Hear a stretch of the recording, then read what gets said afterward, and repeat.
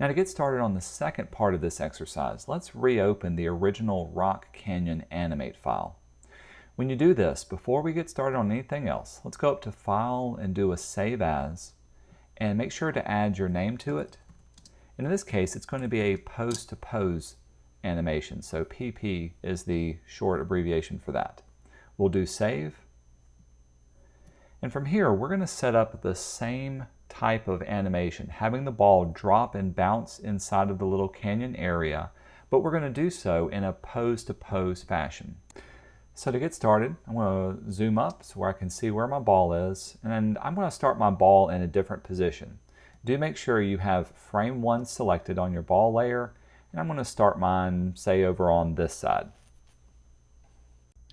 Once I've established the starting point, I'm going to lock down my ball layer, and we're going to work in that ball reference layer.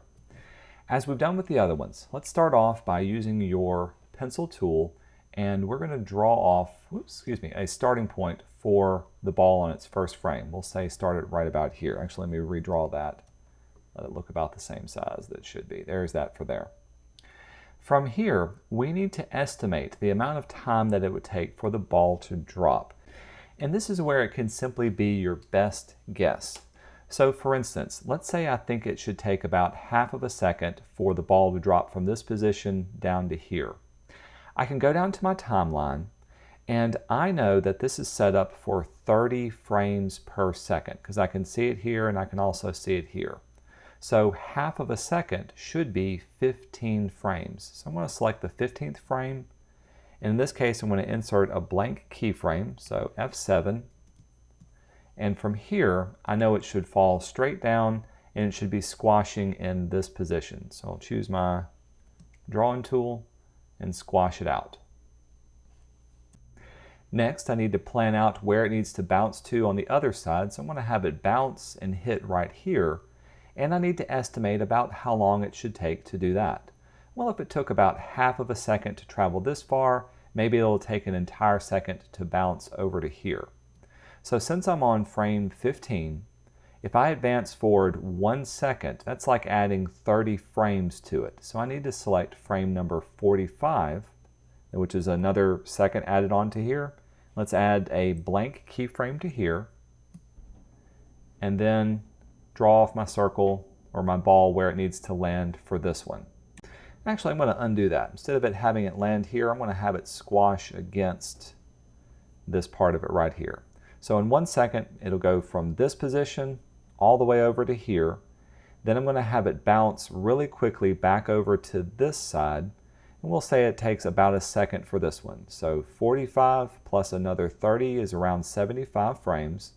I'm going to let it go a little bit quicker than 1 second. So since it's a shorter distance, so maybe I'll back it up to about 65 frames. Again, I'm simply estimating the amount of time that it takes. I know if it moves from here to here is 1 second, but since this is going to be going faster and a little bit shorter, I'm going to go less than a second. So that's why I'm not going all the way to 75. I'm pulling it back just a few frames. Again, let's insert a keyframe, F7. Since it goes from here, I want it to land right here and squash down. Then I'm going to have it pop back up and jump to here. Now since it's going a shorter distance and taking a little bit more time, it shouldn't take a full second to get over there. So instead of 65 going all the way to 95 seconds, which would be another full second, I'm going to let it take about half of a second. And choose frame 80 and hit F7 and have it squash and hit right about here.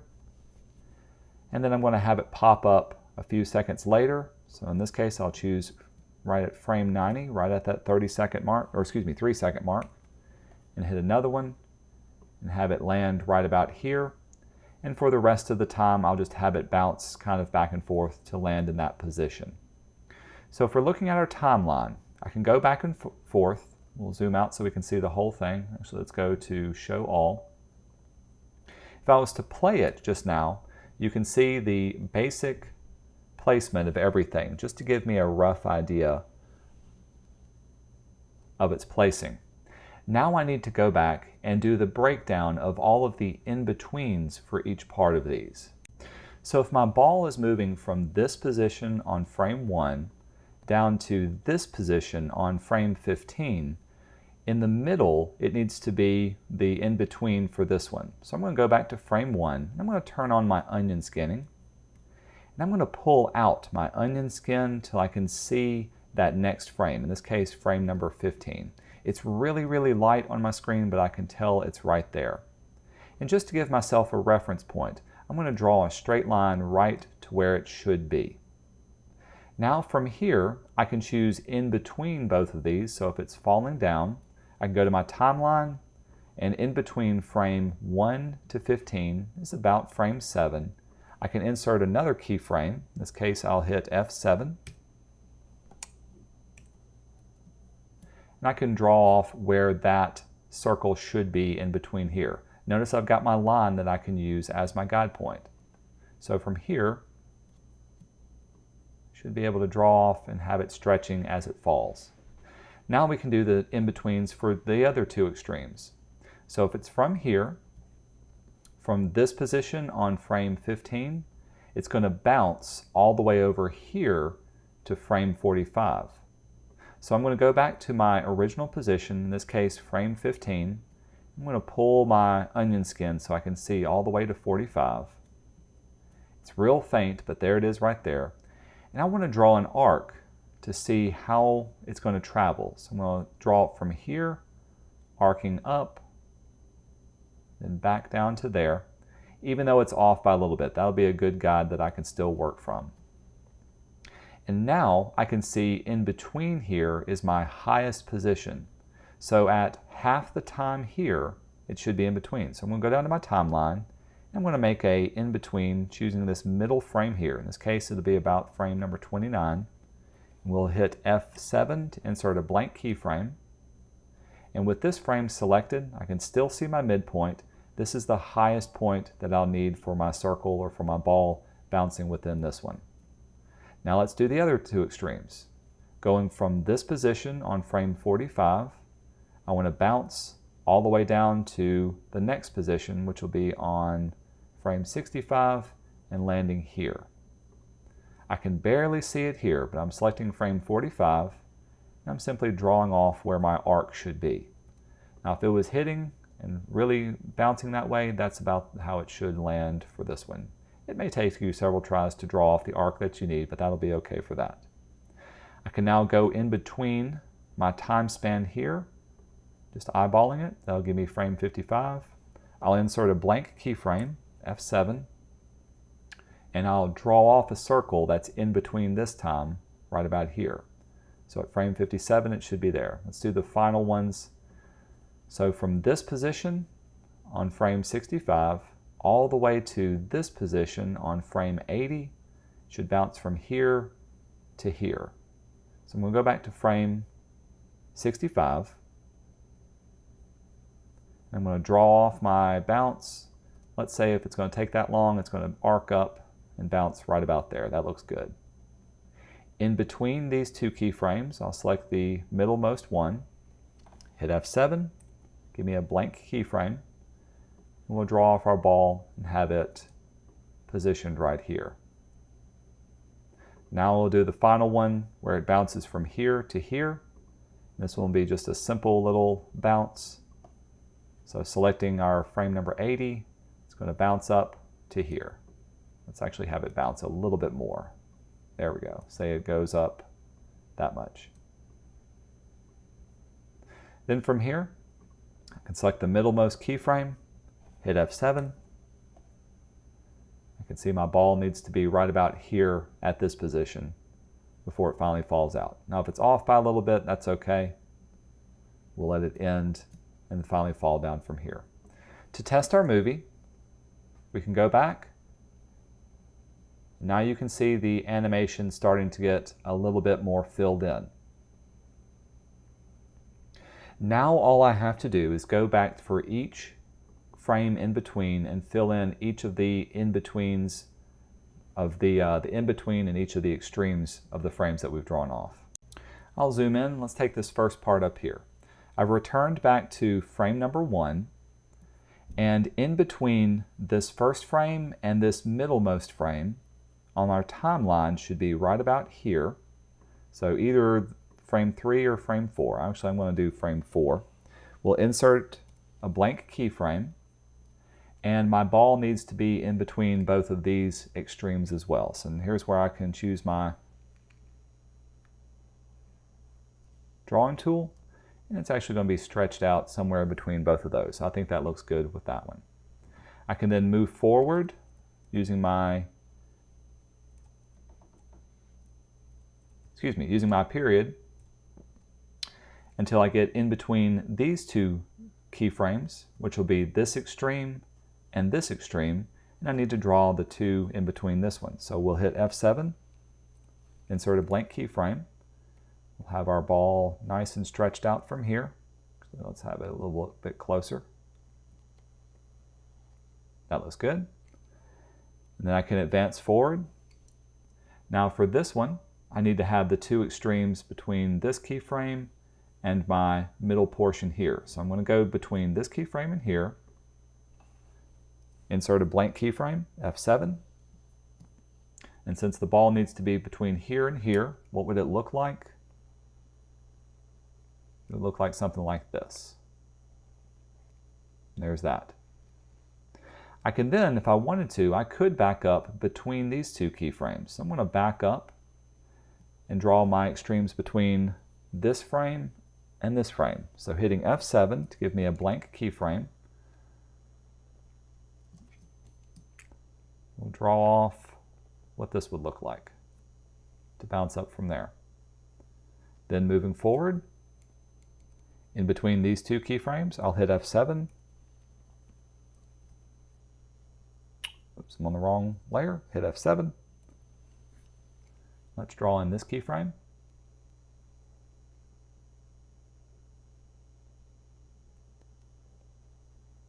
Between those two. And just repeating this whole process until the entire animation is nice and referenced out between all of the different frames. Now you do want to keep an eye on your onion skinning, making sure you can see far enough ahead to the next keyframe, but also far enough behind so that you can see any reference images that you need. So as I advance forward, I can see I've reached this point. Halfway between there and here on the timeline would be this one here. Hit F7. And then I want to be able to still see my reference line. So I need to back out my onion skinning, until I can see that reference guide on my line. I can see it right here. I've got the correct frame selected. So now I can draw in between both of those. The ball will start to be stretching out to reach here.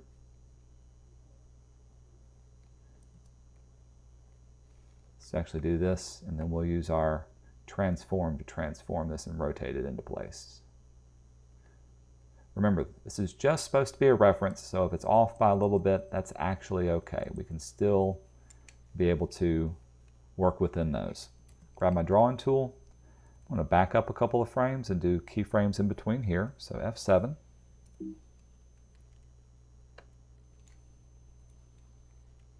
And then draw my ball between these two. There's that. And keep moving forward along with here.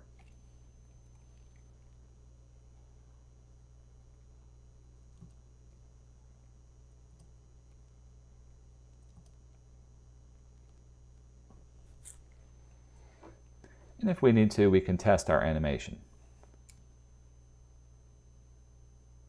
There we go. Now it's starting to really come together.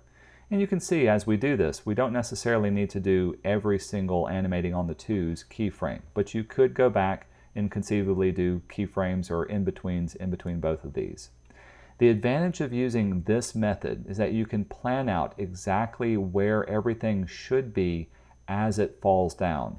And then from each of those key extreme points, you go back and you do all of the in-between frames in between each one of those.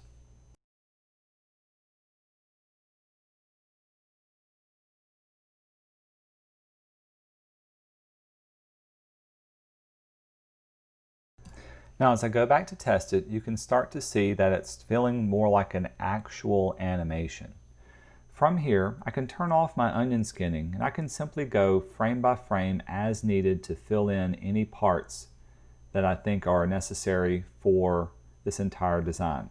Remember, a good animation tends to animate every other frame. So animating on the twos, if you see any kind of larger gap or space, this is where we can go in and fill in a reference point for our animation. For instance, right here, I think there needs to be a point between this point and here.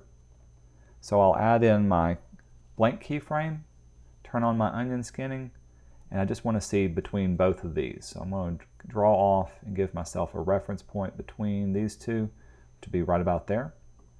Moving forward, I think there needs to be a reference frame between here and the next one.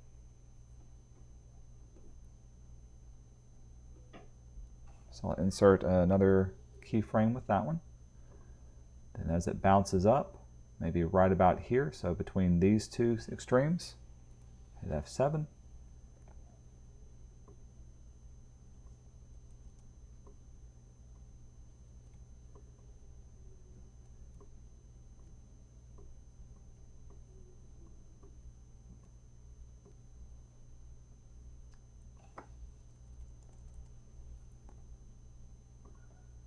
Between these two extremes.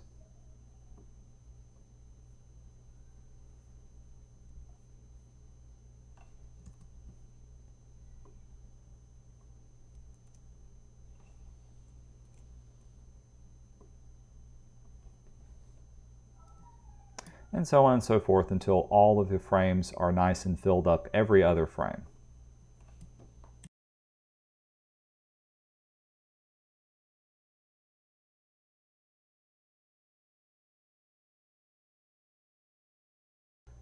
All right, now that I've tested out the entire in-between animations for this, and I like the results that I've got, I can go back and use my reference to guide the ball as it animates through the entire animation. So we'll return back to our layers, unlock the ball layer, lock down your reference layer, and select frame number 1.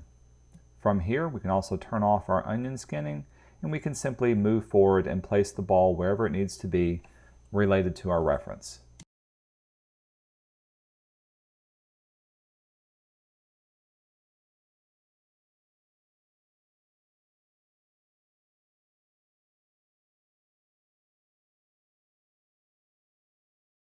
Now with this done, let's test our movie. We'll go up to Control and Test.